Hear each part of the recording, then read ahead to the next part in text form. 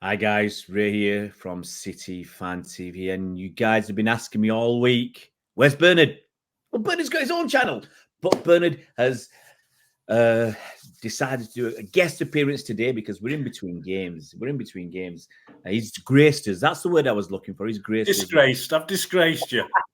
How you doing, mate? Hope you're keeping well. Yeah, obviously something we're going to talk about today is very similar to me and you, isn't he? But it's not Pep. There's the no spoiler alert. It's not Pep we're talking about. Yeah, guys. Yes, look, there's no footy on, so it is a bit of a quiet time. You know, you don't want to really watch Arsenal play and Liverpool and Spurs and whatever. You want to talk about City. So we're going to give you a video about some breaking news from last night. Omar Berrada is leaving Man City. Are you shedding any tears, Bernard? Who? Sorry, who did you say? Who was that? Omar who? Berrada? Is he back? Is he back, Berrada? Omar Bald Fraudy. Sorry, right. I think I've actually checked him out on. Of course, I think he was with Cheeky, wasn't he, in that one of our City video years ago when we were shooting, obviously. And I sort of watched that and I thought, yeah, he seems quite an intelligent guy. But that's it. I have no other relevance or knowledge of this guy. I think it's very hard to go on Google and find that much about him. But hey, he's an executive. He's an executive. I'm not that really bothered about it. He's up there. He's part of the City football group, I believe. Not City as such. He's got a role in that. He's like any exec, like any guy who wants to earn a bit more money, and he might have to sell his soul to the devil to do it. But why not? It's moving to the dark side. Oh, I'm not ill enough to do the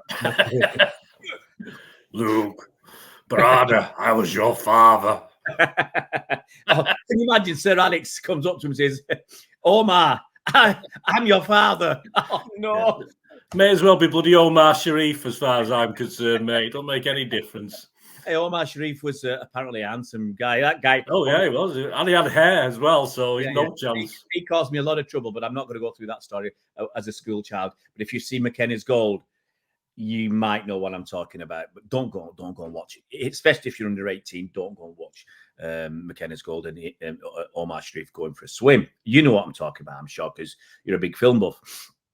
But so Omar Berrada was Manchester City's, what we called him, the coup, this chief operating officer. But I think his title was chief financial operating officer. He was at Barcelona before that. I mean, I did look a little bit into his history. But you look on Wikipedia, anybody with any note is there. Okay, Omar Berrada isn't. I couldn't find him on Wikipedia. Well, I'm not. Well, that sort of, I think that backs up what you just said, actually. Yeah. Well, Omar Berrada, I think he dropped out of college. He wanted to do other stuff. He ended up, if I remember correctly, at Barcelona when I think Ferran was there, Ferran and Chiqui Beguerissan or whatever. Pep moved across to Manchester. And yeah, he's been here for. If you have a team, I remember working a long time ago. My memory going back to, and we sort of we left a firm to set up another business on our own. A couple of those guys, and we knew a couple of guys there who were into could help us out. So we took them with us, the part of the team, and in our new business, and that's what you do. So obviously he was obviously talented enough for the guys to want to bring him over to Manchester. Yeah. Well, we talk about the dark side. Obviously, that's Manchester United because Omar Berrada is leaving Manchester City. He's handed in his notice. I think he's finished now at City because there's no way they want him around now. They know he's a dirty turncoat. No, they dragged him off that PC. He was typing away and downloading things onto it. Yeah. Oh no, that's Liverpool, not man. Anyway. Sorry, wrong one. Yeah, I've gone back in time. Yeah. Omar Berrada, so he's going to Manchester United. I think he's going to become the CEO, which is a much higher position, much more responsibility, a bit more Wonga. I think plenty more Wonga because he's not going to take a back. Basically, club wise, as in status of where they are now, it's a huge backward step for him. It is. From City, treble winners, world champions. You can look at his last couple of tweets. His last tweet was about after Franz Beckenbauer died, and I think the one before that was probably the world champions or the treble winners or whatever. So he doesn't tweet that much, but he's going from a position of where he's a I don't know where he fits in the hierarchy, but you've got obviously the owner, you've got the chairman, Khaldun Al-Mubarak, you've got the CEO, which is Ferran Soriano, you've got the football director of football, which is Cheeky, you've got Pep. So he's going to go basically equivalent of Ferran Soriano, the CEO, which is a mega position. Look, you know, Ineos have come in. I mean, that's basically Jim Ratcliffe, lifelong United fan with a season ticket at Chelsea. Yeah, that's the one. Lifelong. I was hoping he'd be juggling the ball on the pitch when he came in. I was very disappointed that he didn't come on the Old Trafford pitch and start bouncing the ball up and down. Michael Knighton. So he's going in as the CEO. So yeah, it's a lot more responsibility, a lot more money. Funny thing is, I mean, I think Omar Berrada was involved with commercial deals. And United... No, nothing to do with anything else. So Time Sport has been straight on to us. We've been assured that there's no dirty dealing on this guy. This guy was not involved in anything, apparently. I don't know what we're paying him for, but he was not involved in anything over the last few years at City. I think his name's on a few emails. But he was in charge of commercial deals. But weren't they all inflated? United fans... the thing is, United fans are ecstatic. They're so happy that they're taking our dregs, our sloppy seconds. Honestly, they are over the blue moon, even if I can even say that. Well, didn't they? I mean, I remember them. Didn't they take like some of our health guys, some of our physio guys a long time ago? You know, and I was more perturbed over stuff like that. You know, the guys who sort of keep our guys fit, and you know, I was more perturbed over that than something like this. But as an organisation, hey, listen, United are the pits, aren't they, at the moment? And all credit to them. At some stage, someone intelligent, I'm not too sure there's that many there, but someone intelligent has to say, look, we're going to have to start employing better people. And so it is. That's just what we're trying to do. And the trouble is, let's hope they don't stab this poor bugger in the back within 12 months when it doesn't all suddenly turn around, because that's what we're talking traitors here. We're talking Old Trafford traitors version, and that's what we've got at Old Trafford. It's just, you know, I'm surprised Claudia Winkleman hasn't turned up to sort of take part in this and do it. That's what it is at the moment. Yeah, there's more chance of I forgot the fella's name. There's more chance of Peter Stringfellow taking over than Claudia Winkleman at Man United. Look, so Omar Berrada's leaving City. He's leaving effectively immediately now, because as I said, there's no way you keep someone on in that level of seniority who's going to a direct competitor. He's going to join United, I think, in the summer. He's going to do some what's called gardening leave. They're not just going to let him walk across Manchester straight away. As I said, he was in charge of a lot of commercial deals. It's quite funny. As I said, United fans are chuffed, but if they, on one hand, the United fans are saying we're all crooks and we've inflated these deals, and now they're championing the guy who was making those deals. You can't have it both ways, United fans. As I said, the chief executive is a big step up, huge pay rise. Man United, because they've got Jim Ratcliffe from Ineos, they've got David Brailsford, other key people they've got from Ineos and from Brailsford was, if you remember, if you go back a little bit in British cycling and stuff, and he helped them. I talk about marginal gains. Finally, like you say, they're getting intelligent people in. They're getting people who are going to help, I believe, to make football their priority. That's what I'm not going to read their statement. I'm not that going to go that far, but they're looking to get elite operators. I think that's the word, elite operators. They want to put success on the pitch first, and that's something they haven't really been doing since before Fergie left. They've been bothered about the money. The Glazers are bothered about the money. They've been focused on that, like Arsenal were focused on. Hey, we get top four, we get the money from the Champions League. That's all that matters. We're not going to challenge. We're not going to compete for the title, or we're going to be fluke if we do. United have been the same as long as the money's been rolling in, but it's been great. But now they see you also need success on the pitch, because they're missing out on Champions League. They're going to miss out on the World Club Championship, which in 2025, when City are there, Chelsea are there, potentially Arsenal could be there if they win it this season. Let's hope not. There's 50 million quid just to be entered in there. 50 million quid to win it. It's about, I think if you win it, you're talking about 104, 105 million quid in total. It's ridiculous amounts of money. And that's where football's going. And if you're not successful on the pitch, eventually it's hurt them because, Ferguson said, over my dead body or whatever, not in my lifetime. City have taken over. United have taken the eye off the ball. Our turnover is more than theirs because we're winning. We're winning the Champions League. We're winning the league and all that. So finally, the United are going to be bothered about it. As far as I'm concerned, I'm not worried like you. He's a senior operator at the board. But I'm worried in the fact that it's a step in the right direction for United. That's what worries me. Only the fact that I don't want them ever to get it right. But we know eventually they'll have to get it right. So I've said it before. They're big enough. They've got so much money coming in that eventually they'll buy their way to success. It's not they're going to fall away like Everton or something like that. They're big enough to eventually get lucky. Let's face it. We, as you mentioned there, we're bigger as in turnover, etc., etc.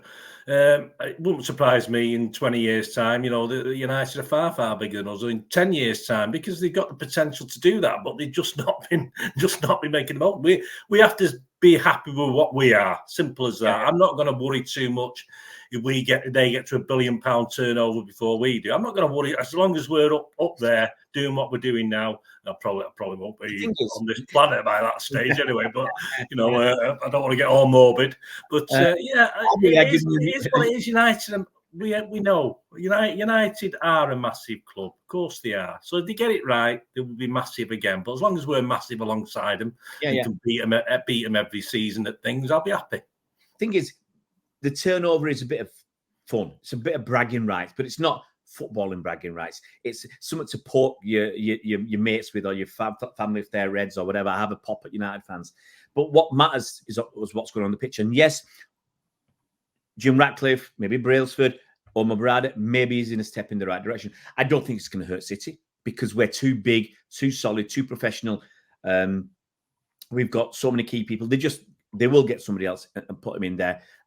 Omar Berrada has probably done a lot of what he could do at City in his role. Someone else will come in, have new ideas. Yes, we might lose some deals because Omar Berrada... He's probably hit a ceiling. He's probably hit a ceiling where he can't do too much more at the moment anyway, and he can't envisage, which is a good sign for us because you can see our top guys aren't suddenly going to disappear because he would have seen that and be perhaps prepared to wait a little bit and stuff like that. But yeah. One of the good things for me is when United fell apart. United fell apart when David Gill left and Ferguson left at the same time. That hurt them. That battered them. The two most important people there left at the same time. Ed Woodward, he's a pile of poo, okay, and Glazers and all that. The two main people left at the same time. Now, the only concern is that this could be the start of the end, But I think in the jigsaw, Omar Berrada isn't one of the main pieces. He's not one of your corners. I don't know about you, when I started doing a jigsaw puzzle, I start with the 4 corner pieces and then add to there. He's not one of those pieces. In fact, we've got 5 corners. I think we've got Cheeky Begaristan, who is our sporting director, director of football, or whatever you want to call him. Ferran Soriano, who's our chief executive. We've got obviously Pep, best manager in the world. We've got Khaldoun Al Mubarak, who's our chairman, and Sheikh Mansour, who's our owner. So those are the 5, I think, the 5 important stones or corners in our jigsaw. They're the important ones. Berrada they're the key ones. Berrada was important. Don't get me wrong. He had, he was at a certain level for so long for a reason, and we've done so well. In the last 7 years, I think our commercial income has gone up from about 65 million quid to 300 and odd million quid. That's the highest in the Premier League. So part of the reason for Berrada is to get some of that the Man United's commercial income moving again, because we're ahead of them now. They want to get back ahead of us, because that makes a difference. You can only buy your way to success by having the money to be able to do that. So he'll help there. But I think he will also give them some good practice that he's learned from Cheeky, from Pep, from Ferran Soriano, from Khaldoun, and the way the Abu Dhabi guys run CFG, City Football Group. Who knows? Man United might try and go down the same route before it's too late, before this idea of having lots of other football clubs around the world is outlawed. But as long as we've got keep our guys, I think that's it. But my last point on this is United fans. Oh, there's 2 points actually, but United fans have a small mentality because I already saw it this morning. People were looking for this. When are they're going to do it? Do you know what I'm talking about? When they get somebody in, new person in. Oh, the poster. Yeah, there was a welcome to Manchester poster for Omar Berrada. I mean, I can't remember who put it up. They said had to happen, and it was. They're so small-minded. They don't actually understand what it means. Do you want to quickly remind people what this welcome to Manchester is all about? Mr. Tevez. Yeah, it was the original thing, wasn't it? I mean, obviously. Back in the day, and obviously as United, well, I don't have the. I mean, the sort of bones behind it. I mean, obviously, the only thing you get that I get from it is United have got a Manchester postcode, which is fair enough. But the whole thing, it's a bit of fun. It's a bit of banter. But obviously, Manchester City is Manchester, isn't it? Let's face it. So, any sort of dig at us over a player or a CEO or a COO going and joining that lot, it doesn't work. It's just not even funny. Where's the? It might be funny once. Don't get me wrong. It might be funny once. Like the first time they did it, I thought it was okay. Who was that? Can you remember who that was? The first time they ever did it? Oh, honestly, can't remember. Honestly, cannot remember, mate. But you let it drop then, don't you? You don't because all right, we made a point. They sort of all right, the sort of not the mealy-minded ones, but the ones who can take a joke can make a point about it. It didn't really work, but obviously do it once. Yeah, all right, fair credit. So you had to go back, but it is what it is. Welcome to Manchester. We know there's only one real Manchester team. There only ever has been, and. But they've done it with women players from the women's team. They just don't know when to drop, do they? Just don't know when to stop. It's just pathetic now. It's just surely they must know by now. It was embarrassing the first time they did it because they didn't get it, and the fact that they keep doing it, I mean, they've done it as banter. You see, this is the thing, as you say, they've done that first one as a bit of a banter back. It works, but it's not. I mean, it's like the R.I.P. Fergie thing for me. At the time, on the bus, that was comedy gold for me. Yeah, it was because of what he'd said. He was only re-quoting what he'd said. Now that worked for me. It didn't work for a lot of people. He obviously had to apologise all this garbage. But and it's a similar thing to me. It's just a classic. It's a classic when we do it. When they did it back, it's all right. Yeah, you're having a bit, but they were serious. I mean, they're probably more serious about it. But banter's been lost over the years, hasn't it? Now banter becomes abusive and horrible and nasty, and it doesn't work. But when you get something like that, it is a classic. It absolutely. And let's face it, when that happened, they were a million miles ahead of us as far as a team, as far as off the pitch, even and on the pitch. It was still miles ahead of us. We still had to catch them up. So it was classic. It was just the noisy neighbours having a bit of a poke at the bear, and it worked. It's worked ever since, of course. Yeah, I think the last thing, if I haven't mentioned it because we blabbed on for a while, is did I mention this? The United fans are so cock-a-hoop about him in joining. But there was Rebecca Arnold, and I don't know who. I'm trying to remember who she's Liverpool. I'm trying to remember who she's married to or related to. It could be Trent Alexander-Arnold. I don't know. I mean, is that the one? I'll try and find out some information about her. But anyway, she's a dirty Liverpool fan, and she came out with something yesterday talking about Omar Berrada, and some Liverpool fans have jumped on this as well. United fans, he's all glory and light, but some of the Liverpool fans have come out and said, "Well, he's jumping ship. He's a rat leaving a sinking ship," which is an unfortunate way to describe him. They've got an unholy alliance now, haven't they? Liverpool United. All of a sudden, when it comes to City, it's like us. And when we used to love Liverpool beating United in the old days, when we were small, and when we weren't, we were happy. And now it's an unholy alliance. You can't stand each other. But hey, let's have a go at City. It's little City. I've seen that a few times now. Little City like this, that we can't keep hold of our COO or whatever it is. Pathetic. Anyway, I can't find it. she's anyway. She's got something to do with Liverpool. The thing is, I mean, I did comment. Hold my hands up. I did call her stupid, not because she's a woman, but because she said something stupid. If Manchester United thought Omar Berrada had done something wrong at City, because obviously we got these 115 charges against us, if they thought he'd done something wrong, if there was even a sniff of him doing something wrong, they won't touch him with a badge pole. No. They would have done their due diligence. They would have asked him the questions. They would not have, interviewed him, because he would have gone through probably a couple of interviews or whatever for this role. They're not just pick him and say come across. So the interesting thing is, how long has this been in the pipeline before he's made the announcement? But if he was dirty, or if they thought he was dirty, or if there's any little hint of it, they wouldn't touch him, because they're on the stock exchange. So that would have an initial impact if something came out and they said he's City are guilty, he's linked, he's implicated, or whatever. It would hit their share prices, because they've got their chief exec. I mean, it's a massive position. In terms of the hierarchy, the owners, chairman, CEO, they're all above the manager. So it's a really top position. You can't have somebody in a top position of a multi-billion pound company. Is he a certain similar role to that silly woman at the post office? Annelle, or whatever her name is. I don't know. But my point is, if there was even a hint of him being dirty, then I don't think they touch him. Now, it's possible. It's possible because United and Liverpool kind of trying to run the Premier League and all that. That there's, they've got some background info that City going to get off these under 15 charges. Possibly that might be, whatever they might think is clean. But I mean, that should be private. That's an independent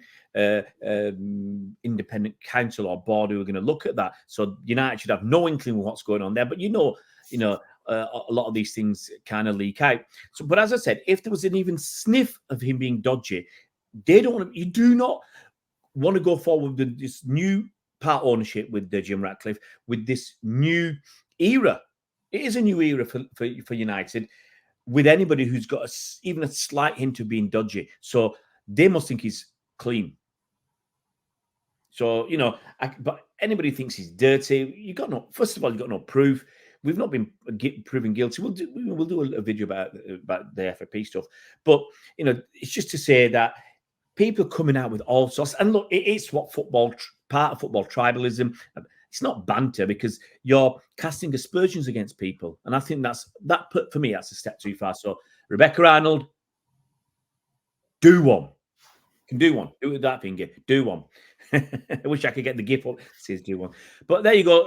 Omar Berrada, baldy.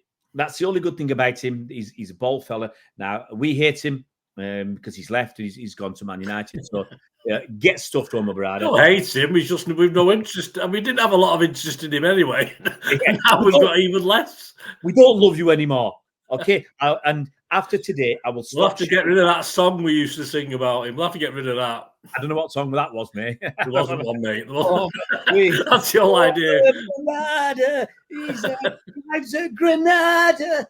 Anyway, after today, I will not put that picture up of Omar Berrada and me.